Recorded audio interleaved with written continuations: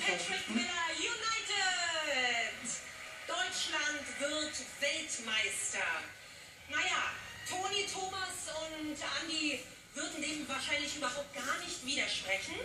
Ne? Hoffen wir stehen im Spiel. Sag doch mal was. Nee. Ja, wir haben ja uns den Tipp schon abgegeben. Ihr seid ganz geflasht. Du hast doch nicht getippt. Ja. Du musst doch tippen. Ja, 2-0 habe ich mich, glaube ich, jetzt festgelegt. Ja? Ja, wie glaube ich jetzt? Ja oder nein? 2-0. Ja, was jetzt? 1-0 oder 2-0. Ich habe ja noch ein bisschen Zeit. Man hat gerade noch mal da oben auch die Bilder gesehen. Und Andi sagte den legendären Satz, der Druck war für die Brasilianer zu groß.